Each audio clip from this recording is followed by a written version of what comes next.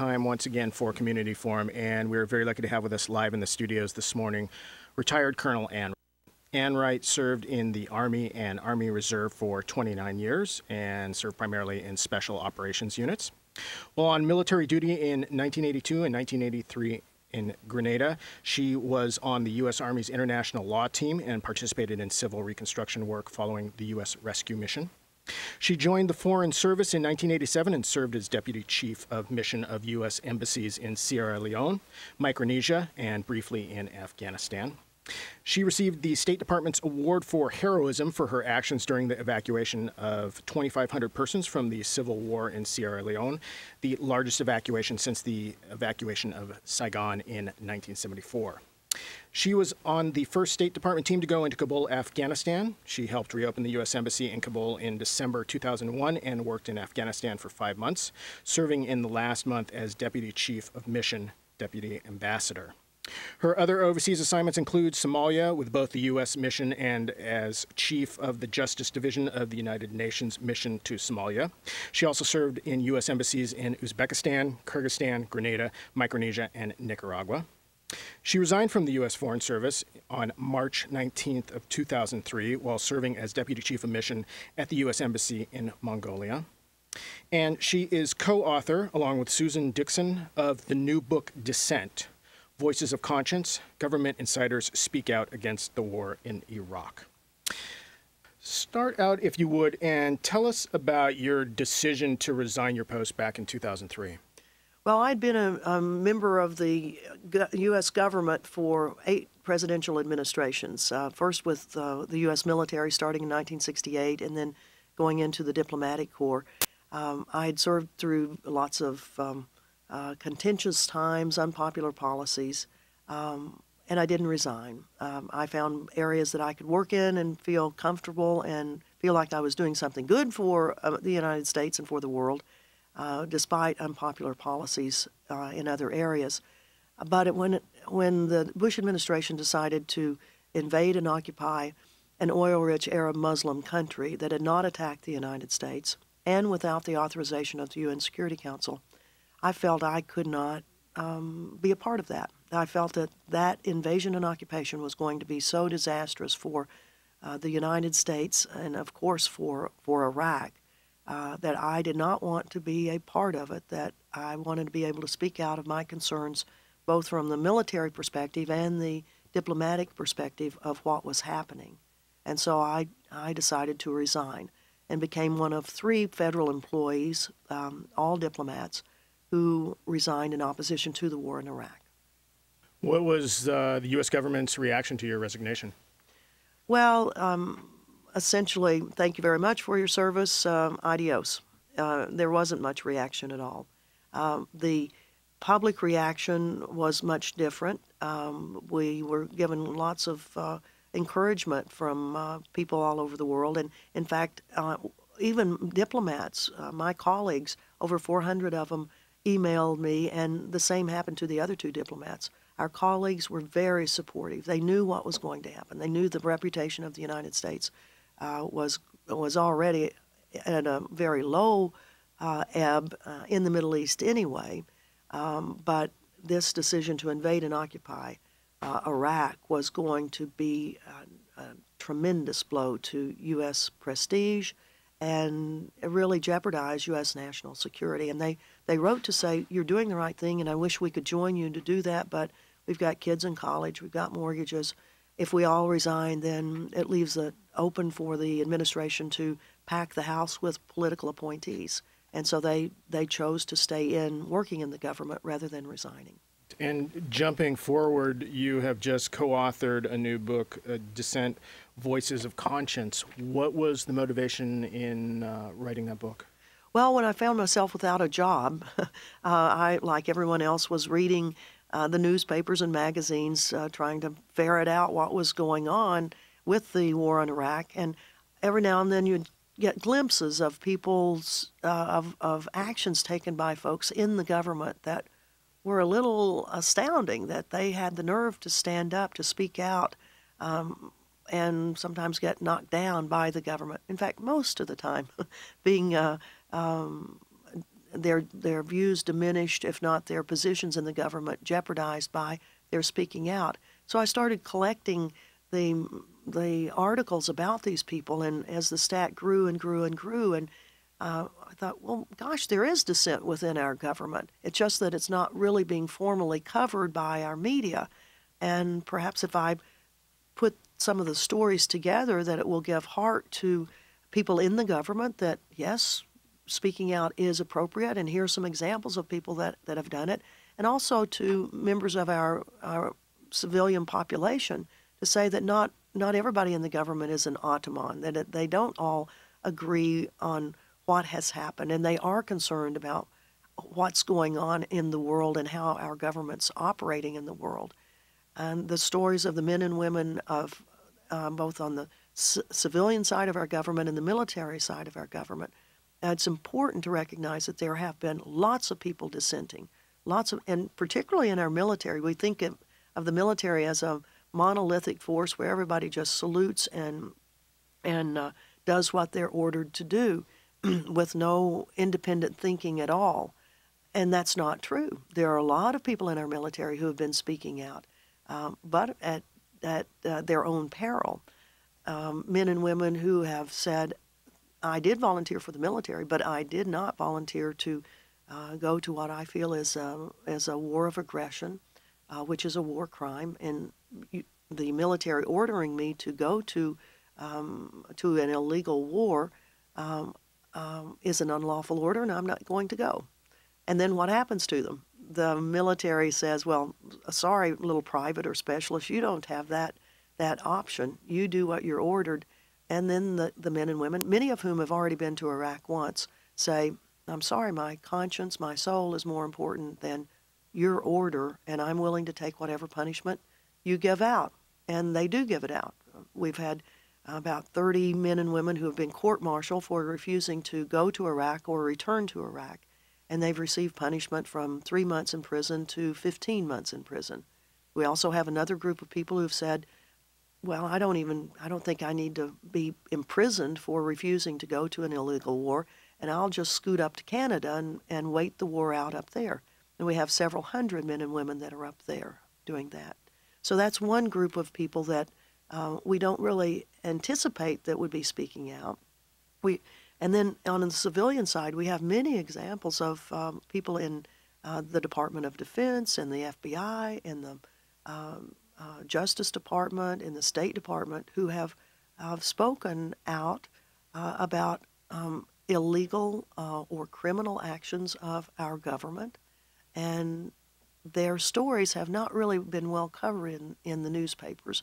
So I thought I would put these stories together, and not just of our own government, but also of the British government, the Danish government, and the Australian government. People who are willing to stand up to highlight government misconduct, wrongdoing. And it appears that the bulk of the information that has come out that has been highly critical of the war, more of it has come out from, for instance, people that you portray in your book as compared to, let's say, the corporate media. Absolutely. The corporate media, I think, has tragically failed us on any coverage of the voices of dissent, of the voices of criticism, the voices that before the war were actually speaking out saying, we're being led astray. The information the government is giving us is not a total picture of what's going on. We didn't really have any senior people that were speaking out in that manner before the war in Iraq. Although now we do. In a potential war in Iran, we've now got a tremendous example of a four-star admiral, Admiral Fallon, the commander of the U.S. Central Command of all U.S. forces in the Middle East, who publicly spoke out on whether or not there is sufficient danger in the Iranian nuclear program to merit consideration of U.S. military operations on Iran. And that four-star admiral took a position diametrically opposed to the current Bush administration position from what President Bush and Vice President Cheney have been saying. Admiral Fallon said under his tenure as the chief of the Central Command, that military options were not what were needed, that diplomacy was what was needed. And that four-star admiral, who I think very well knew what was going to happen when he made public statements, he was forced to resign. 35 years in the Navy, four-star admiral, forced to resign because he did not toe the line to administration policies. And he knew that would happen because in our system, the civilians we elect as the heads of our government, they're the ones in control, not our military. And for good reasons. We don't want our military in control. And on one level, it's not the role of the military to be the policymakers on decisions. They are the implementers of it. But in times of crisis, and I think our military fully recognizes that the decision to go into Iraq has put a tremendous crisis predicament on our own military. That the length of time that we've been in Iraq, 5 years plus deployments into Afghanistan, have meant that our military is a very weakened military. Our soldiers and sailors and airmen and Marines are worn out from continued deployments. Should there be a real emergency in the world, I mean, of course, we've got plenty of bombers and aircraft. We can bomb people, but if you need ground forces, ours are pretty pooped out right now. And Admiral Fallon, at great peril, risk of his career, spoke up to say, I will not be silent as other senior leaders were before the Iraq War. I'm going to alert the American public that we do not need to be thinking military operations on Iran are necessary now. So he gave up his career over it. I think that's a question, at least I hear a lot from people when there are, for instance, he actually breaks the mold on that, but people who retire and then speak out. And the question is always, well, why don't you speak out while you still are in power? Wouldn't that carry more weight? And wouldn't for instance, the corporate media pick that up more readily than after you've retired? Mm-hmm. Well, it's true. And in fact, excuse me. In fact, we did have some examples of that before the Iraq War, when another four-star general officer, Chief of Staff of the Army, Eric Shinseki, was called before the U.S. Congress in the fall of 2002, where the Congress inquired to him, do we have enough military forces in the operations plan for an invasion into Iraq? And General Shinseki, under oath, said, no, we do not. We cannot meet the responsibilities and obligations we have under the Geneva Conventions for the protection of civilians, for protecting civil infrastructure, water, electricity, sewage. We can't protect treasures, museums. We can't prevent looting with the small number of people that are currently in these operations plans. And at the time, Secretary of Defense Rumsfeld was saying, we have a new model. We don't need lots of people. We are going to be a high-tech, highly mobile group. We'll take in fewer numbers of people because we know that we're going to be greeted as liberators. We're going to be greeted with flowers. He was told that by some of his friends, the Iraqi exile community, with Ahmed Chalabi, who Chalabi wanted to be the next head of or Iraq. So he was encouraging and had been encouraging the U.S. government to intervene in Iraq for years. Well, Rumsfeld and crew believed him, and as a result, they said, we don't need all these forces. Well, Shinseki was called before the Congress and asked, do we need them for the obligations by international law that we will acquire? And Shinseki said, we don't have enough. We lack several 100,000. And what happened to Shinseki? Under oath, he told the Congress that. Well, Secretary of Defense Rumsfeld did not like anyone crossing him, and essentially he just cut the legs out from under the head of the Army. The head of the Army, as you're going to war, was sidelined from the decision-making processes until he retired. You speak the truth at your peril sometimes, and Shinseki paid a real price for it, and it was a warning to other senior leaders in our government. Don't you speak out. If you don't agree with me, you better not make it public. And actually, I don't even want to hear it myself because I, Donald Rumsfeld, know better than you.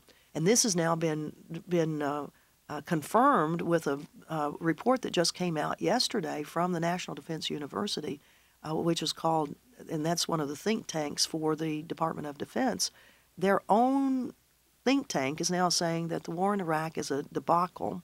And in that report, it says that Donald Rumsfeld micromanaged the war to the extent that he took the computer listings of the units that needed to be deployed at a sequential time in order to get the forces you need in theater to provide all the functions that are needed for not only war making but for reconstruction and security after the initial invasion and combat operations. And Rumsfeld himself was going through, I guess, licking his pencil and then scratching out unit after unit after unit. We don't need these. We don't need these. And the military, even Tommy Franks, the head of U.S. forces at the time in the Middle East, in his autobiography, says that Rumsfeld, he got tired, so tired of butting heads with Rumsfeld, butting his head against the wall, that finally he just gave up. And Rumsfeld had his way to the detriment of the U.S. military and certainly to the Iraqi people, that Rumsfeld's decision on who went in when really torpedoed. Not that I don't think anyone should have gone in. We should not have invaded. But if the decision's made, there is a methodology of how you get the right kinds of military forces in there to meet all your obligations. And Rumsfeld purposefully, with purposeful thought, and that's why I believe he is a war criminal, that he purposefully undercut the ability of the United States to meet its obligations as an occupying power. Last time I saw you here in Seattle, you were speaking at the Veterans for Peace National Conference, and you were leading several press conferences on sexual assault in the U.S. military. I'm wondering if you can kind of tell us what has been happening with those efforts since 2 years ago. Indeed, that was in August of 2006 when Veterans for Peace had its annual conference here in Seattle, and we had a press conference as more and more information at that time was coming forward about the level of sexual assault on women in the military, and using as the example a young woman who was assigned at the time at Fort Lewis, Washington, Suzanne Swift, who had been repeatedly sexually assaulted while she was in Iraq, then returned to Fort Lewis in the same unit, same persons that had sexually assaulted her still in the unit. The unit was to deploy again to Iraq and the same people in it, and she went AWOL. She could not stand that and went AWOL. The military was not helping her get out of the unit, investigating her charges. She went AWOL, eventually was picked back up and spent a month in jail while the perpetrators of this went free. Nothing ever happened to them. So we had a press conference about sexual assault. Well, in the intervening now almost 2 years, more and more statistics are coming out, alarming statistics. 1 in 3 women who are in the military will be sexually assaulted. 1 in 10 men, if not 2 in 10 men, will be sexually assaulted while they're in the military by their own colleagues, usually in the chain of command. It's called command rape. It's a startling statistic that ought to be put on the front door of every recruiting station, that this is a predatory organization, that you will be preyed upon by people in the U.S. military, and if this is what you need to be warned of it, fair warning. And if you still want to join an organization like this, you're on notice that 1 in 3 women that walk through this door will be sexually assaulted. And many of them assaulted before they even are enlisted, because the recruiters seem to be some of the worst perpetrators of rape. Over 700 U.S. Army recruiters have been reprimanded, a few of them court-martialed, but not many of them. What's so startling is that the perpetrators of these crimes are not punished. If by chance they are court-martialed, generally they don't go to jail. They are confined to base. They are a month's salary withheld. They're not put on the National Register of Sex Offenders so that the community in which they live knows about it, the civilian community, much less the military community. Now we have now we have situations though that are even more horrifying than, I mean, the rape, sexual assault, intimidation through sex is horrible enough. But now we have instances where young women have first been sexually assaulted and then murdered in the U.S. military, and their murders are being characterized as suicides. I just went with a family, Dr. John Johnson and his wife Linda. We went to Washington, D.C. last Wednesday and met with 5 congressional committees and 2 congresspersons, including Ike Skelton, the head of the House Armed Services Committee, and Congresswoman Diane Watson, to tell the story of what happened to their daughter, Lavina Johnson, who was beaten, raped, burned, and then murdered. And then her body put into a tent and the tent set on fire. And the Army has characterized this as a suicide. Another instance of Private Tina Priest, who was raped in Iraq. She called her mother, explained what had happened. She went through the rape kit and all of that in Iraq. 11 days later, she was found dead. M16 shot to the head. The Army said it was suicide. She was despondent because she was raped. Her mother says, no, she was not despondent. I talked to her every day. She was mad, but she wasn't despondent. She was angry, but she wasn't going to kill herself. The Army says that after Joy Priest, the mother of Tina Priest, kept after the Army, how could my daughter, who's 5'1", how could she put the M16 rifle at an angle that she could still pull the trigger? Her arm isn't long enough. Now the Army has said, well, she committed suicide by using her toe to pull the trigger. The Johnson family, after 3 years of requesting information from the Army, slowly but surely materials would be sent from the Army through the Freedom of Information Act. Finally, a congressman stepped in to speed up the process of getting documentation. In one set of documents, here was a Xerox copy of a CD, and Dr. Johnson, who had been in the U.S. military and then was a civilian working for the U.S. Army for 25 years, retired as a U.S. government employee. Dr. Johnson looked at this Xerox copy and thought, wonder why somebody put a Xerox copy of a CD in this packet of materials.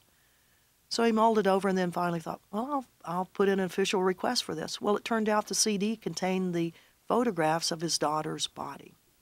The body as it was found in the tent, the burning tent, the body as the Army undressed the body to take pictures for the autopsy, the pictures that showed that Lavina had been brutally beaten, that her nose was broken, her teeth shoved in, probably with a rifle stock being knocked into her face, that she had been shot through the head, but M16 will generally blow your face off if you put a rifle in your mouth.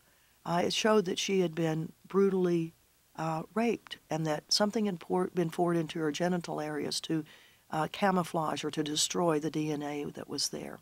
It showed that she had been burned on one side of her body, that some inflammant had been placed on her body, set afire, and she had tried to knock it out with her hand, and her hand was burned. When their body was returned to St. Louis, they wondered why, touching the body of their daughter, they found that the gloves on her hands were glued onto her hands, and they wondered why, and they had the undertaker slit them, and that's when they found that she had been burned. The Army characterizes this as a suicide. So we went to Washington with all of the photographs, and with every congressional committee staff that we talked to. I mean, the stunned expression on their face as Dr. Johnson laid all of this out. The documentation from the Army itself, which, in my opinion, certainly the whole issue of what happened to her needs to be reopened. There are plenty of people that were in her unit that wanted to get in touch, and some of them did get in touch with the family to say there's more to it than what you're being told. So we're asking the Congress to have hearings on all of the suicides of Iraq. The women, particularly women, they seem to be committing suicide at an awfully high level, and it is very suspicious that many of them have been sexually assaulted before they've committed suicide. So I think there's some murder going on there, and I think chains of command are involved in it, and they're covering it up. And we're asking Congress to hold hearings and to require that the military do right by its own people and have honest investigations and hold perpetrators of sexual assault and murder accountable for the criminal acts they've committed. Do you believe the Army is capable with the proper motivation of doing that, or do more outside forces need to be brought in for this? Oh, I think the Army is perfectly capable of it, and I think there are plenty of people in the Army that are horrified about what they see going on, the cover-ups. Pardon me. The fact that someone who had the documentation slipped in that Xerox copy of the CD to say to Dr. Johnson, please look at this. Think about what this is. Ask the Army for this CD. I think the CID, the Criminal Investigation Unit in Iraq, that actually has a schematic drawing and was doing the investigation before they were called off. They were called off by a higher chain of command saying this is no longer a homicide. It was initially a homicide investigation. The Army stopped it and said, no, we have determined it is a suicide, and you don't have to do any further criminal investigation. But the documents that they had drawn up of where Lavina's body was, where the M16 fell after she committed suicide, remarkably, it fell in a parallel position to her body, exactly parallel to her body. It didn't fall, if you had committed suicide, your head blown off, the weapon would have just gone someplace, but it certainly, the probability of it landing parallel to your body right beside it, and also with an aerosol can still perched near your body after you had committed suicide, an aerosol can that had been sprayed on her body, and that's where she was set afire first, and then the aerosol can being used to spray the tent that was then set on fire. And that's what alerted members of her unit that something was happening. The tent was on fire, so they went in to put out the burning tent, and then they found under a bench a body. So how would a bench have fallen on a body that had been beaten, raped, murdered, suicide? I mean, it's all just, it has to be investigated. So, in addition to that, would you like to see some changes, and what would those be within the military for dealing with all these sexual assaults? Well, on the issue of sexual assault, I firmly believe that we do need an outside agency to be the one that gets reports from women and men who are sexually assaulted. The chains of command are not working. They are not properly investigating it because all too frequently they are part of the problem. Either they are the perpetrators or they're protecting their buddies that are the perpetrators. I think it is appropriate for outside entities to be brought in by the military to be the ones that are reported to and that help do the investigations because unfortunately I do not trust our own military on this. All right. Well, with that, we are unfortunately out of time. I want to thank you very much for coming in this morning. Thank you so much, Mike. I really appreciate your concern for our military. Thanks. We've just been talking with retired Colonel Ann Wright. She is co-author, along with Susan Dixon, of the new book, Dissent, Voices of Conscience, Government Insiders Speak Out Against the War in Iraq.